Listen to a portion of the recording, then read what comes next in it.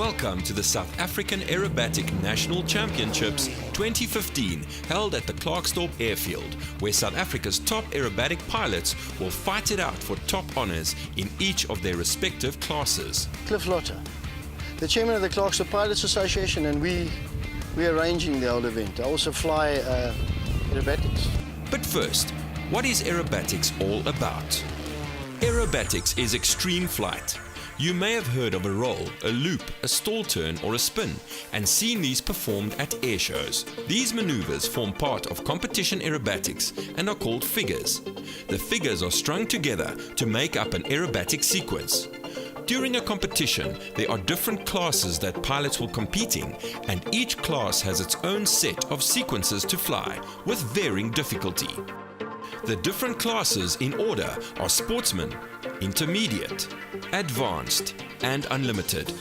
To qualify for the sportsman class, the pilot must first compete at graduate level, where an average score of 70% must be achieved. The judges score the pilot on his performance of each figure in the chosen sequence out of 10.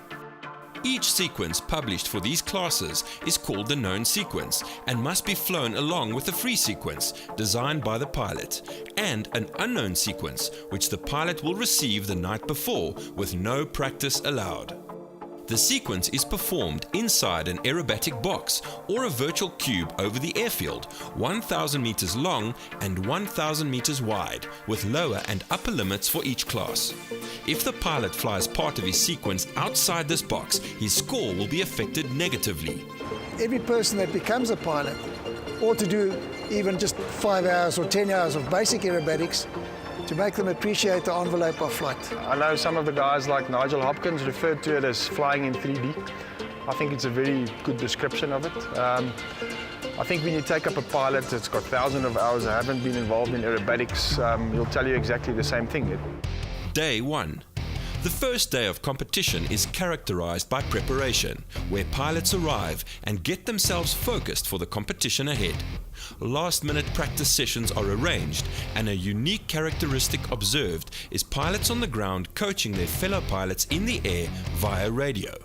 A unique camaraderie in a competitive environment. Thoroughly enjoyed it. It's been an absolute fun. The camaraderie is fantastic, and that's one of the draw cards, I think, is why I'm here. The function of the SAC, the South African Sports Aerobatic Club, is to place all recreational aerobatics under one body. So we've got this time for the first at Nationals glider. So although we don't have any jets, but if there were, piston aeroplane gliders and jet aerobatics all forms part of the SAC. We obviously organise contests. We, on behalf of the CAA, we also organise aerobatic ratings. Competition aerobatics is essentially the breeding ground for all our aerobatic pilots around the country and around the world. I'm sure you've seen me around at some of the air shows, and many of the top air show display pilots have been competition aerobatic pilots themselves. Day job being an airline pilot, it's a lot different to this sort of fun flying. The aerobatics environment allows you to get good hands-on skill because the airline environment is very structured, and of course it's passenger comfort, and automation is there to help you along and make the ride as smooth as possible. This actually gets your hands on the throttle and stick. Aerobatics is, to me, it's probably one of the most intense sports you can do, both mentally and physically. But the most wonderful thing about it, it's a great leveler, and the camaraderie is superb. So you will have, in a campaign like the competition like we're having here, you'll have airline pilots, you'd have former fighter pilots, you'd have fresh PPLs, you'd have a whole businessmen, a whole range of different people that are coming together to fly, and your past experience doesn't really count that much. It's how you perform in the box, it's how you present the airplane, the artistry with which you do it. Let's meet the pilots. Advanced, Elton Bondi, Glenn Warden, Steve Brown, Johnny Smith, Pierre Duploy, and Kenny Chang. Unlimited, Nigel Hopkins, Barry Eels, and Neville Ferreira. The manoeuvres that we do involves very high stress to the airplane, and my extra itself is, I think, is over 10 years old, and so I'm really putting my life in hand with this airplane, and I trust the German engineering. Ek is Johnny Smit, Frankfurt in die Vrystaat, Suid-Afrika. Vlieg die S-Bag, Duitse maak en baie hoë kompetisie vliegtuig wat daarvan hou om die pilot bietjie te karnuffel. S-Bag is a high-performance aircraft, the one that I fly. A 342, and it stands for a two-seater. So my aircraft has got a 315 horsepower engine in it. It weighs just on 650 kilograms without the pilot in it and the fuel. And that makes it an extreme machine. Well, this aircraft is an MX2. It's built in America, designed specifically for unlimited aerobatics. It's a two-seat aircraft, which is fairly unusual for unlimited aerobatic airplanes, but that's what makes this aircraft so special. You know, it's got a high-performance Lycoming engine with just over 300 horsepower. It's capable of speeds in excess of 350 kilometers an hour in normal straight-line flight. G-loadings of plus minus 14 G. It really is a beast of an aeroplane. So this particular plane flew in the Red Bull season in 2008. It is an extremely capable unlimited aerobatic machine with a very high roll rate and an incredible power-to-weight ratio. The plane is able to climb from V&E pool to vertical 3,500 feet. That gives it a climb rate of over 12,500 feet per minute. The pilots took to the skies in their extreme machines to stretch their flying muscle in preparation for the days ahead, and judges were surprised to see a few zeros, even for the known program. As predicted, the flying was certainly exciting. Now in Q programs and free programs, particularly in Q though, there should be no errors, but we did see quite a fair amount of zeros. The week ahead looked like it would be a tough one. Day 2. Pilots and judges were greeted with icy weather as they arrived at the field for the day's flying. The hospitality of the clubhouse and hot breakfast was welcome as Cliff Lotter gave the safety briefing. Forecast winds were strong. The only pilot that managed to complete a flight was Adam Pachowski in the Zlin 526 before the wind was deemed beyond limits. Yeah, and as you can hear by the sounds of it, the wind blowing through the hangar here, that we are going to probably do no flying today because of this wind. Flying has stopped, and the reason is, once again, the weather. Wind, like today, completely out of limits. Let's go and chat to Adam, who had an absolutely fantastic flight in the graduate condition. It was absolutely fantastic. I'm still coming down off the high. Excited, a little bit nervous. The secret is to always show improvement, and I think I may have done a little bit too well in my first one. The lack of flying meant we could get up close and personal with the aircraft and meet some of the pilots.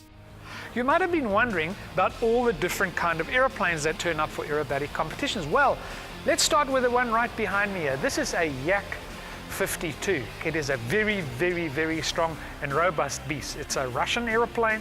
It's got a 9-cylinder, 400 horsepower radial engine, which drives, would you believe it, a 2-blade propeller. Hi, I'm Jason Alexander. I fly the Yak 52. In fact, I fly this Yak. As you can see behind me, my mates are busy helping me out because us Yak guys, we look after each other, pretty much. Rian, how's my oil doing there, my bro? Hold up, no problem. Thank you very much. Hey, Rog, is that cowling fastened, bro? Cowling tight. This is my mate, Rog. Hi there, I'm Roger Beer. Very passionate about yaks and zlins and the likes. Coming from a yak background, it's a very big, solid machine. The difference which I like is Zlin's very nimble. It's got a flat 6 high-performance engine. The Zlin 50 is just the most remarkable aerobatic aeroplane. This particular aeroplane is old. My aircraft is 1976. I think it was 17th off the production line, but it still stands myself in very good stead. It's thoroughbred, it's a classic. It's won many world championships up till the early 90s, and it's a delight to fly. The 18T is a 4 or 5-seater plane, pretty heavy, not actually designed for competition aerobatics. It's being referred to as a station wagon, but yeah, it's a lot of challenges, but it teaches you some of the art that I suppose a better plane won't teach you. Started flying in my 20s, and then fell in love with the thought of flying aerobatics. And soon after that, my brother followed, also airline pilot. So we're very fortunate that all three of us are flying, dad and two sons, and we're competing against one another. Unfortunately, he couldn't make it because of various reasons, but he was looking forward to taking part in this competition. Practice hard for it. He's on the phone every day finding out what's happening, and it's great being with your sons, playing around with the aircraft and doing the same hobby. And some interesting characters made their appearance. En weet jy wat? Flieks tussen die milies is uitstekend. Very enjoyable. The yak is a little power deficient. Please no, Jace. I'm sorry to say, but the yak is not power deficient, Gary. All right, I will not say that. Let's roll it again. Okay, we are actually rolling, you see. He's new to this experience, but it's okay, he will learn. All right, let's continue with the yak then. The yak used a hell of a lot of oil, burnt a lot of gas, and climbed nowhere.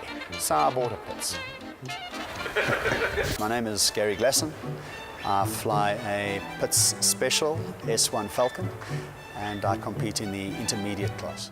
We asked some of the pilots to explain the strange walks and hand movements observed before flights.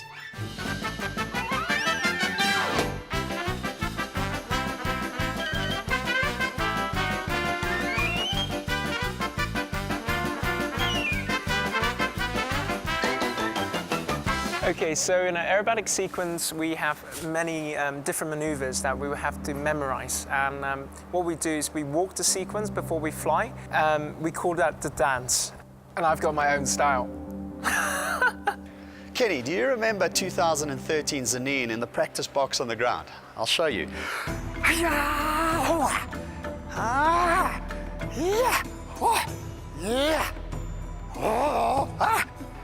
I'm going to stop now because I'm going to have an aneurysm.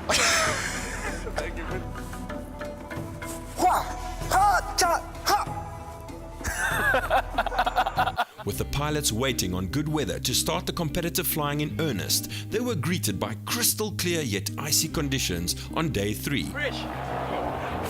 Very fresh. Last night, I went to bed fairly early. It's a big competition day today. And Barry Eels is the room next to me. Didn't sleep a wink. The excitement and anticipation began to build as the wind remained flyable and pilots hurried to prepare for competition as the judges took their places on the judge line. 6 sportsman pilots kicked off the competition. Pilots who fly the sportsman class can be found flying some of the all-time classics and former world champion aerobatic aircraft. Rian Prinsloo in the Yak 18T, Andrew Fletcher in the Zlin 50, Adam Puchlovsky in the Zlin 526, Jason Alexander in the Yak 52, Roger Deere in the Zlin 50, Conrad Buerta in the Slick 360, and Gary Whitecross in the Pilatus Glider. The sportsman known sequence for 2015 proved quite a challenge for the sportsman pilots, starting with a 1.5 turn spin. The pilots put their aircraft through their paces, spinning, looping and rolling through the known sequence. Competition is all about the drama. Competition nerves always play a role and can cause pilots to forget figures, turn in the wrong direction, sometimes even do everything in the wrong direction. I suppose I can give you the arrogant answer, so I decided to give you a chance. But the truth is, I just stuffed it up. Didn't even think about the wind direction, just went in and did it. It went very well. I got a good score. I'm very satisfied. The air is very clear. The horizons are clear. The scoreboard tells the story. However, with 2 more sequences to go, the competition had only just begun.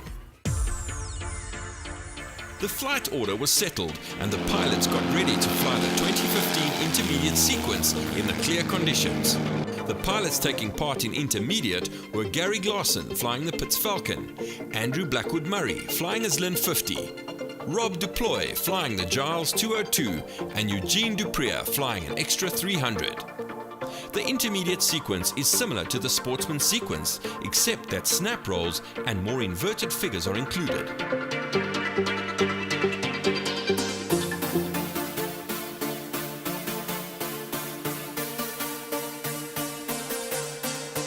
You have 76%. The intermediate pilots all flew the known sequence as well, and the scoreboard reflects the close competition between these pilots.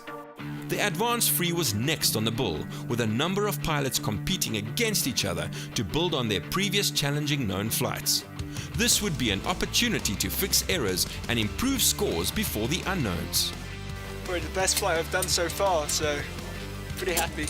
The advanced sequence is characterized by numerous inverted or upside down figures as well as inverted spins. There's a huge difference in flying aerobatics with different airplanes. Each aircraft has its distinct advantages and disadvantages. So, for example, the Chipmunk, you never had a problem keeping that in the box. You could keep it very contained. But of course, energy management was a problem with that. The engine wouldn't run when it's inverted. You couldn't get a perfect vertical, otherwise the engine would quit. Whereas in something like the Extra, that's not a problem. Energy management's not a problem. But the sequences we fly in this have other difficulties, such as keeping it contained. The pressure on the body in flying an airplane like this, an average sequence should be plus 10, minus 6 Gs. So in the lower powered aircraft, you don't have that same physical challenges. In this sort of airplane, physically, it's incredibly demanding. I find a practice flight, in a day that I'm practicing, I'll manage 3 flights in a day. I have more fun in the sky than on the ground. The advanced pilots displayed some really good crisp flying, and as soon as the scores were posted, gave the pilots a good idea to what had to be achieved in the unknowns to go for glory. Let's take a look at how the pilots fared.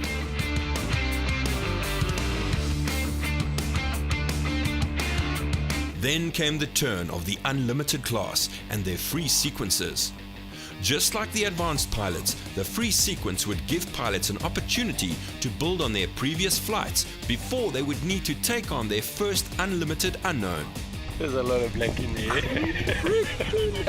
After lunch, the flying program would repeat with the sportsman and intermediate free, followed by the first unknowns in the advanced and unlimited classes. Hopefully I can get my mind sorted out. I need to perform here.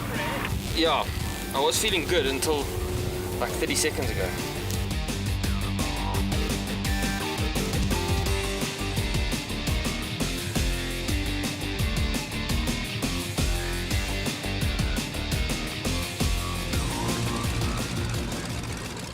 I just lost my way on one of the maneuvers, and that was that. Much better than the first one.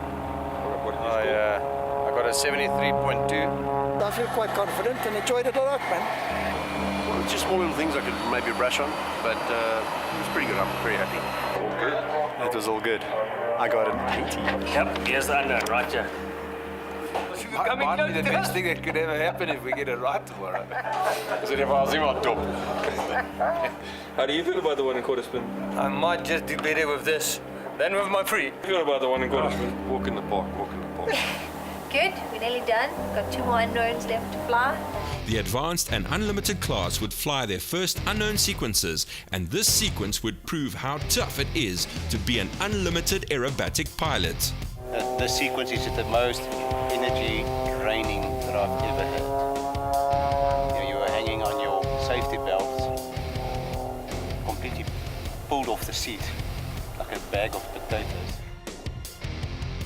After these draining experiences, pilots retired to the clubhouse for a welcome braai and to reflect on a chilly, crisp day where the flying performances did all the talking. Of course, there were some who still had an appetite for the extreme, courtesy of the resident Porsche Panamera. It was neck and neck going into the last day. It's always exciting when you move on to the unknown programs. They don't know what they're going to be flying. They get given their sequences very shortly before the contest starts, and this is basically where it separates the men from the boys. Yep. Okay, we're on the morning of the 3rd day of flying, and finally the weather is really very nice for flying. I'm here with Jason Alexander, who is the leader of the sportsman group. Jason, morning. How do you feel? Feel good. Point to prove today. Well, the danger man for you is Andrew Fletcher, is it? Yeah. So how do you feel about that? He's been very consistent. Yeah. He's flown really well. And yeah, I think it's going to be down to the wire, this one.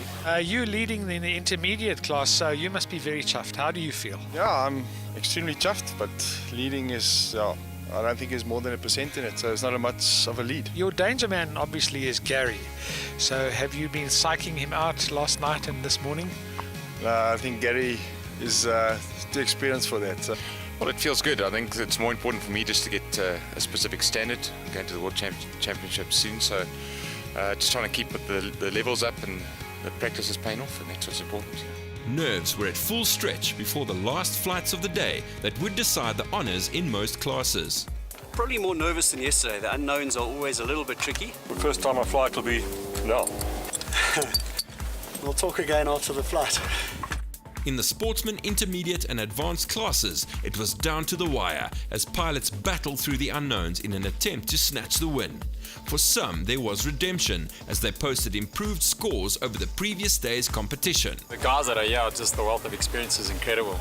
So you got Nigel, you got Glenn, Steve, and all the other guys here. It's just phenomenal. There was also the opportunity for graduate pilots to try and qualify for the sportsman class. 70 to qualify, so this means I can now participate on a sportsman's level, so I'm very happy, chuffed about it. The timing was perfect at lunchtime for Gary Whitecross's glider flight as the crowds experienced the uniquely quiet aerobatic flight of the glider. It's because our 300 horsepower engine and our big propeller, we left that behind. We couldn't afford to sort of attach it to this. The week's flying was brought to an exhilarating close with the unlimited freestyle.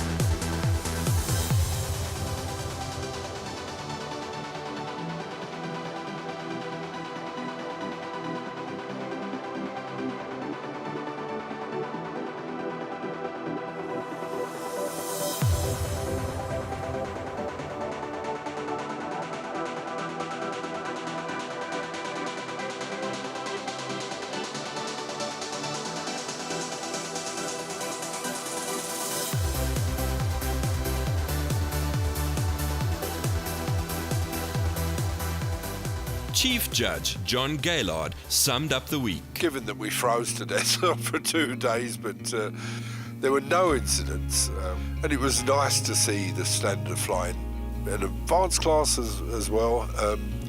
And of course, Nigel's going to the Worlds in just over a month, and he's flying very nicely. The SA Nationals Aerobatics final results. Sportsman class. SA Sportsman Champion, Jason Alexander. Intermediate class. Intermediate Champion, Gary Glasson.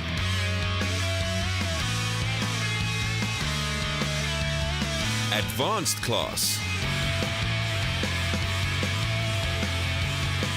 Advanced Champion, Elton Bondi.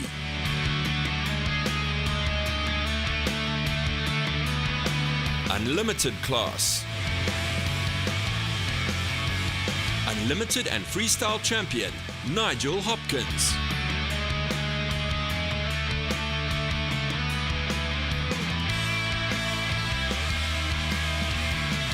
The Advanced Aerobatic team was also selected to represent South Africa at the Advanced World Aerobatic Championships later this year.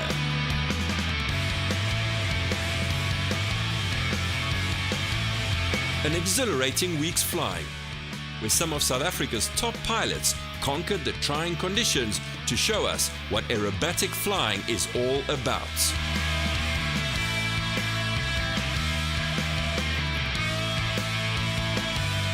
The South African National Aerobatic Championships.